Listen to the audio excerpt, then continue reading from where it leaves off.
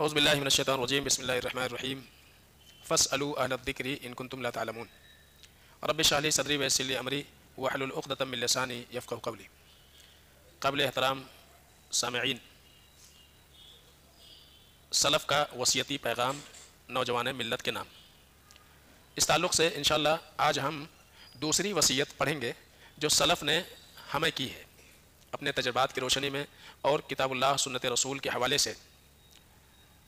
حماد بن زید رحمہ اللہ یہ کہتے ہیں کہ انس بن سیرین رحمہ اللہ یہ بیمار تھے، عمومی طور سے نام سنا ہوگا محمد بن سیرین رحمۃ اللہ علیہ کا، انہی کے بھائی ہیں انس بن سیرین۔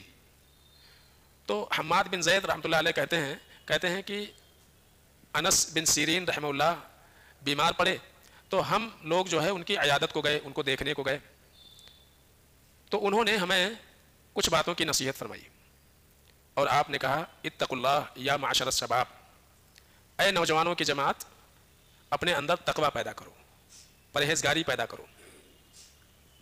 اس کے بعد انہوں نے کہا انظروا ممن تأخذون هذه الاحادیث، اے نوجوانوں کی جماعت ہمیشہ علم دین حاصل کرنے کے لیے اس بات کا اہتمام ضرور کرنا کہ دیکھ لینا کہ احادیث یا علم دین تم کس سے حاصل کر رہے ہو، علم دین آپ کس سے لے رہے ہو، یہ دیکھ کر کے کام کرنا۔ ہر کس و ناکس سے آپ علم لینے مت بیٹھ جاؤ، بہت سوچ سمجھ کر کے احادیث کا دین کا علم حاصل کرنا۔ فَإِنَّهَا مِن دِينِكُمْ، انہوں نے کہا اس لیے کہ علم حدیث کا تعلق تمہارے دین سے ہے۔ پتہ یہ چلا کہ یہ معاملہ آج سے نہیں ہے جو ہم سلف کے منہج کا تذکرہ کرتے ہیں کہ ہمارا منہج کیا ہے بحیثیت اہل الحدیث کے۔ ہمارا منہج یہ ہے کہ ہم علم اہل علم سے لیں گے، علماء راسخین سے لیں گے۔ کسی یوٹیوب کے اوپر کسی کے بھی ویڈیو کو سننا شروع کر دیں، کسی کے بھی آئیڈیو کو آپ شیئر کرنا شروع کر دیں، اس سے فائدہ، کسی کے بھی مجلس میں آپ شرکت کرنا شروع کر دیں، کوئی بھی جس کو بولنا آتا ہو اس کو سننا شروع کر دیں۔ آج آپ دیکھیے بہت ساری مسجدوں میں جنہوں نے کہیں بھی دین کا علم نہیں حاصل کیا ہے، کسی استاذ کے سامنے زانوے تلمس تہ نہیں کی ہے، کسی مدرسے میں گئے نہیں ہیں، لیکن ان کے اصطلاح کے مطابق انہوں نے وقت لگایا ہے، ان کے اصطلاح کے مطابق انہوں نے وقت لگایا ہے۔ کسی نے 4 مہینے لگائی ہے، کسی نے سال بھر لگایا ہے، بغیر علماء سے جڑے ہوئے، بغیر اہل علم سے علم لیے ہوئے، صرف 4 مہینہ کہیں گھومے ہیں، اس مسجد سے اس مسجد، اس مسجد سے اس مسجد، اور اس کے بعد مسجد میں امام صاحب جو واقعی عالم ہیں، حافظ ہیں، ان کو ہٹا دیا جاتا ہے اور یہ کہا جاتا آؤ بھائی دین کی بات کرتے ہیں۔ تو منبر رسول جس کے مستحق علماء ہیں، اہل علم ہیں، وہ علم لوگوں کو دیں، وہ دین کی باتیں لوگوں تک بتائیں۔ یہ شخص جو ہے اس مسند پر خود بیٹھ جاتا ہے اور لوگوں کو جہالت سکھاتا ہے، اس لیے کہ اس کے پاس ہے ہی نہیں، برتن میں جو ہوتا ہے وہی چھلکتا ہے۔ تو پہلے ہی سے ان کے پاس علم نہیں ہے تو وہ کیا دین کی باتیں بتائیں گے؟ جو کچھ بتائیں گے وہی سنی سنائی باتیں ہیں۔ تو اسی لیے انس بن سیرین رحمۃ اللہ علیہ کہتے ہیں اے نوجوانوں کی جماعت تقوی کا راستہ اختیار کرنا، بچنا کس بات سے؟ اس بات سے بچنا کہ ہمیشہ جب بھی دین لو تو یہ دیکھ لو کہ دین کس سے لے رہے ہو، دین کس سے حاصل کر رہے ہو۔ دنیا کے معاملات میں ہر انسان ہوشیار ہے،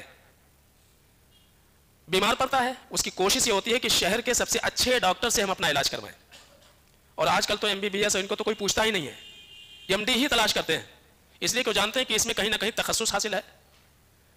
اگر کہیں آپریشن کا مسئلہ آیا تو MBBS MD سے نہیں کرواتے، سرجن ڈھونڈتے ہیں، وہ بھی جو اچھا ہو، تجربہ کار ہو، کوئی نیا نہ ہو، جس کے بارے میں کچھ ڈاکٹرز گواہی دیتے ہوں کہ واقعی وہ اچھا سرجن ہے، اس کے پاس جاتے ہیں۔ کیا یہ حقیقت نہیں ہے؟ یہ حقیقت ہے۔ آپ 4 ڈاکٹروں سے مشورہ لیتے ہو، کس کے پاس ہم جائیں؟ اچھا ڈاکٹر ہمارے لیے، اچھا معالج ہمارے لیے آپ جو ہے منتخب کیجئے، بتائیے، جو بہت تجربہ کار ہو، جس نے کئی آپریشن کیا ہو، جو کامیاب ہوا ہو، آپ کوشش کرتے ہیں کہ اس کے پاس جائیں۔ تو انسان کے نگاہ میں اس کی زندگی کی زیادہ قدر و قیمت ہے بنسبت دین کے۔ زیادہ قیمت کس کی ہونی چاہیے انسان کی زندگی میں؟ دین کی قیمت ہے۔ سب سے زیادہ قیمتی ہمارے پاس کیا ہے؟ ایمان، دین، اسلام، یہ سب سے زیادہ قیمتی سرمایہ جو اللہ رب العالمین نے ہم کو دیا ہے، لیکن اس قیمتی سرمایہ کی ہم کو قدر ہی نہیں ہے۔ جان کی فکر ہم کو ہے، غلط دوا نہ مل جائے، غلط آپریشن نہ ہو جائے، غلط علاج نہ ہو جائے، اس بات کی برابر فکر رہتی ہے۔ سلف کے یہاں کیا تھا؟ جان چلی جائے ایمان نہ جائے۔ انہوں نے ایمان بچانے کے لیے، دین بچانے کے لیے، اسلام بچانے کے لیے اپنے آپ کو قربان کر دیا۔ ہم کیا کر رہے ہیں؟ ہماری نگاہ میں اسلام کی، دین کی وقات نہیں ہے اتنی جتنی کہ اپنی جان کی وقات ہے۔ اللہ کے نبی صلی اللہ علیہ وسلم نے ایسا ہی نہیں کہا تھا کہ تم وہن کے شکار ہو جاؤ گے، اور دو چیزوں کا تذکرہ کیا تھا، ایک تو دنیا کی محبت اور دوسرے موت سے نفرت۔ مرنا یقینی ہے نا، موت سے چھٹکارا نہیں ہے، تو جو چیز جانے والی ہے اس کی حفاظت کی ہم کو بہت زیادہ فکر ہے۔ لیکن ایمان جو اس دنیا میں بھی ہمارے ساتھ رہے گا، ہمارے ساتھ ہمارے قبر میں بھی رہے گا، حشر کے میدان میں بھی رہے گا، اور یہی ہم کو جنت میں بھی لے کر کے جائے گا، اس کی ہمارے نزدیک کوئی اہمیت نہیں ہے۔ اور عمومی طور سے غلط فہمی اور پائی جاتی ہے لوگوں کے درمیان، وہ یہ ہے کہ دین سیکھنا بولے تو کیا ہے؟ کسی مدرسے میں جا کر کے پڑھنا، کسی کے پاس جا کر کے پڑھنا، یہ دین سیکھنا ہے۔ خالی دین سیکھنا یہ نہیں ہے۔ اگر آپ کسی کا آڈیو سن رہے ہیں، کسی کا ویڈیو سن رہے ہیں، کسی کے مجلس میں جا رہے ہیں، کسی کا خطبہ سن رہے ہیں، کیا ہے یہ؟ آپ کیا کر رہے ہیں؟ دین ہی سیکھ رہے ہیں نا، دین ہی سیکھ رہے ہیں۔ کس کے کتنے زیادہ فالوور ہیں یہ ہم نہیں ہیں۔ سب سے زیادہ فالوور تو کس کے ہیں؟ یکٹروں کے ہیں، کھلاڑیوں کے ہیں، تو کیا وہ سب سے اچھے ہیں؟ بالکل نہیں، ایسی بات نہیں ہے۔ تو اسی لیے یہ بہت ہی عظیم نصیحت ہے۔ آج یہ کہا جاتا کیا کہاں سے لا لیے انہوں نے، یہ منہج کی بات ہے، سلف کی بات ہے، اس لیے کہ قرآن کہتا ہے فَاسْأَلُوا أَهْلَ الذِّكْرِ إِن كُنتُمْ لَا تَعْلَمُونَ۔ علم نہیں ہے تو کس سے پوچھو؟ اہل ذکر سے پوچھو، اہل ذکر سے، وہ تم کو بتائیں گے۔ اگر آپ کو گھر بنانا ہے، گھر کا نقشہ چاہیے تو آپ کو آرکیٹیکٹ کے پاس جانا پڑے گا، سمجھ نا؟ تو جس میدان میں آپ کو ضرورت ہے اس میدان کے ماہرین سے آپ کو ربط کرنا پڑے گا۔ سبزی کا بھاؤ انجینئر کے پاس پوچھنے جائیں گے تو بیوقوفی ہے۔ گاڑی خراب ہو گئی آپ کی، کسی موچی کے پاس جائیں گے، جوتا سلنے والے کے پاس، غلط بات ہے۔ تو جس کے پاس خود ہی دین نہیں ہے وہ آپ کو دین کیا دے گا؟ جس کا اپنا منہج صحیح نہیں ہے، جس نے صحیح طریقے سے کہیں دین حاصل نہیں کیا ہے، وہ آپ کو کیا دین دے گا؟ سنی سنائی باتیں یا ادھر سے یہاں سے وہاں سے کہیں کچھ پڑھ لیا، وہی آپ کو بتائیں گے۔ صحیح کیا ہے غلط کیا ہے اس بات کی تمیز کرنے کی تو صلاحیت نہیں ہے نا ان کے اندر۔ تو یہ چیزیں سمجھنے کی ضرورت ہے۔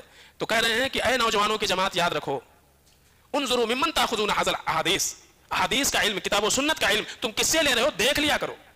فإنها من دینکم، اس لیے کہ اس کا تعلق تمہارے دین سے ہے، یہ تمہارے دین سے جڑا ہوا ہے، تمہارے ایمان سے جڑا ہوا ہے۔ کہیں ایسا نہ ہو کہ غلط علم آ جائے اور تمہارا ایمان چلا جائے، تمہارا منہج بگڑ جائے، تمہارا طریقہ کار بدل جائے، تم غلط راستے پر چل پڑو۔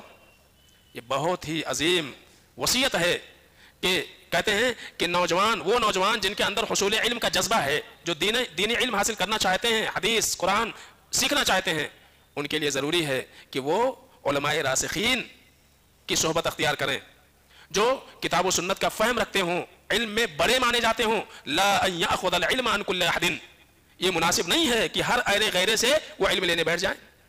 ہم سوچتے ہیں کیا فرق پڑتا ہے تھوڑی دیر سن لینے سے، تھوڑی دیر بیٹھ لینے سے؟ کہتے ہیں وَإِنَّمَا يَأْخُذُ الْعِلْمَ عَنْ صَاحِبِ سُنَّةٍ رَسَخَتْ قَدَمَهُ فِيهَا، کہتے ہیں کہ نوجوانوں کی ذمہ داری یہ ہے کہ علم اس عالم سے لیں جو اس علم کے اندر مہارت رکھتا ہو۔ آگے چل کر کے ابن شوذب رحمہ اللہ کہتے ہیں ان من نعمت اللہ علی الشاب اذا تنسک ان یواخی صاحب سنت یحملہ علیہا، کہتے ہیں یاد رکھو اس نوجوان پر اللہ کی بہت بڑی نعمت ہے، اس نوجوان پر اللہ کی بہت بڑی نعمت ہے۔ کون سے نوجوان پر؟ جس نوجوان کو کسی اہل السنہ والجماعہ سے تعلق رکھنے والے اہل علم کی ہم نشینی مل جائے، وہ نوجوان کیا ہے؟ خوش نصیب ہے۔ اور اس نوجوان کے اوپر اللہ کا بہت بڑا انعام ہے کہ اللہ تعالیٰ نے اس کو اہل السنہ والجماعہ کے علماء میں سے کسی عالم کی ہم نشینی عطا فرما دی، اس کا ساتھ اللہ نے عطا کر دیا، ان کی صحبت اللہ رب العالمین نے دے دی۔ وہ نوجوان اپنے آپ کو خوش نصیب سمجھے کہ اللہ نے بہت بڑا انعام کر دیا اس کے اوپر۔ اس سے بڑا انعام کوئی نہیں ہو سکتا ہے کہ کسی اہل السنہ والجماعہ سے منسلک کسی علماء کی ہم نشینی، ان کی قربت، ان کی صحبت، ان کی مجلس اس نوجوان کو مل جائے۔ یحملہ علیہا، جو عالم ان کو کتاب و سنت کی ترغیب دے، دین کا صحیح علم دے اور کتاب و سنت کی روشنی میں وہ ان کی تربیت کرے۔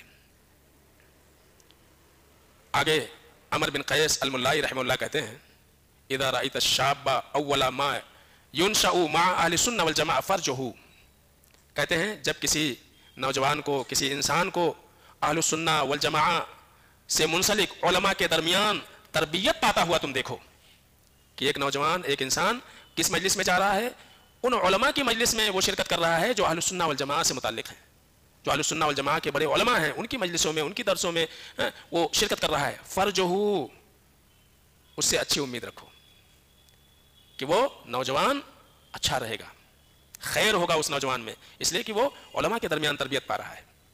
وَإِذَا رَأَيْتَهُ مَعَ أَهْلِ الْبِدْعِ فَأَيْسَ مِنْهُ، اور اگر دیکھو کہ وہ اہل بدعت کے درمیان تربیت پا رہا ہے، ان کی بھی سن رہا، ان کی بھی سن رہا، یہاں بھی جا رہا، وہاں بھی جا رہا، بھاگ رہا ہے بس خالی، اس کو تمیز ہی نہیں ہے کس کو سننا چاہیے، کس کو نہیں سننا چاہیے، کہاں شرکت کرنا چاہیے، کہاں نہیں کرنا چاہیے، بس بھاگ رہا ہے، تو کہتے ہیں فَأَيْسَ مِنْهُ، اس سے جو ہے تم مایوسی ہو جاؤ، نا امید ہی ہو جاؤ، وہ قوم و ملت کا کچھ بھلا نہیں کر سکتا ہے، اس سے سماج اور معاشرے میں بگاڑ ہی پیدا ہوگا، بھلائی کی امید نہیں کی جا سکتی ہے۔ فَإِنَّ الشَّابَّ عَلَىٰ أَوَّلِ نُشُوئِهِ، اس لیے کہ کسی بھی انسان کے اچھے ہونے کی یا اس کے اچھائی کی پہچان ہی تربیت سے ہوتی ہے، کسی بھی انسان کے اچھے ہونے کی پہچان کیا ہے؟